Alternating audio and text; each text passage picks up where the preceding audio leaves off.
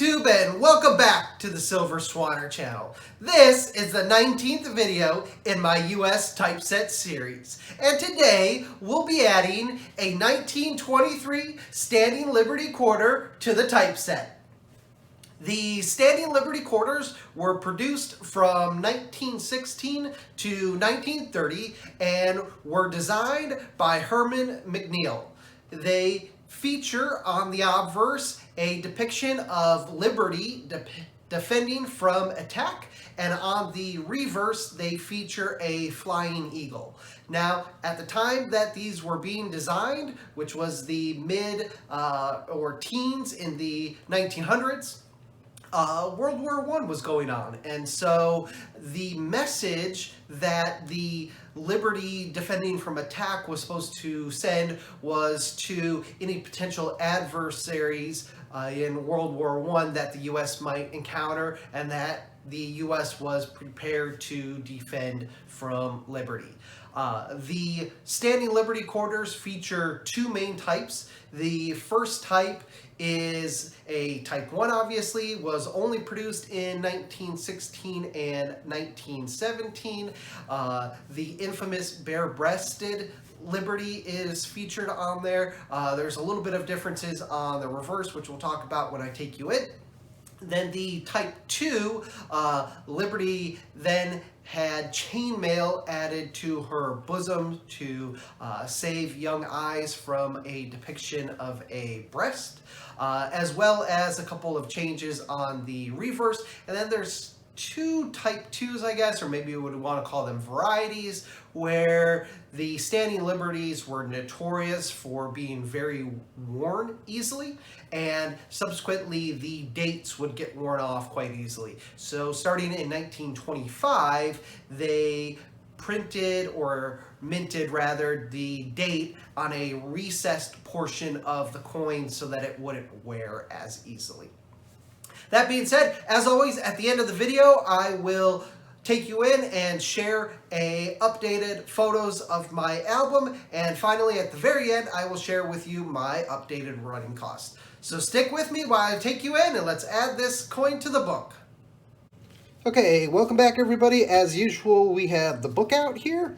You'll notice I actually have two Standing Liberty Quarters here, and the thing that I wanted to point out regarding the differences between a Type 1 and Type 2 here, as you see, no stars below the eagle. So you're not looking at Liberty on the obverse and you know, do you see the boob or not? What you're actually looking for is if you see the stars below the eagle. So this is my Type 2. Here are these three stars below the eagle. Very easy to tell. And then here is my Type 1, no stars below the eagle, so we know this is a Type 1. Unfortunately, like I mentioned in my introduction, it is pretty slick. They did and were known for being worn easily. There is no date on here, but we're going to throw it in the album anyway today, just to be a placeholder here. That being said, looking at the grade here, so it says for good for, date and lettering legible, top of date worn, Liberty's right leg and toes worn off, much wear evident on left leg and drapery lines.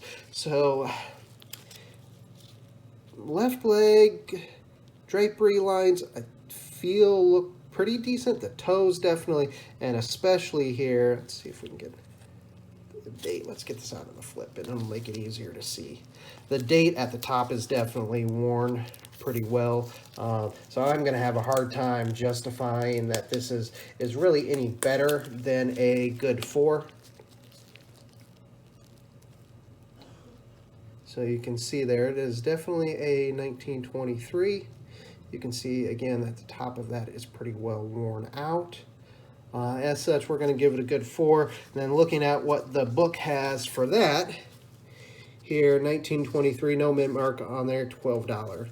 So I took a little bit of a bath on this one, and when we get to the price review at the end of the video, I'll explain why I'm still okay with that. So that being said, let's get to adding these to the book.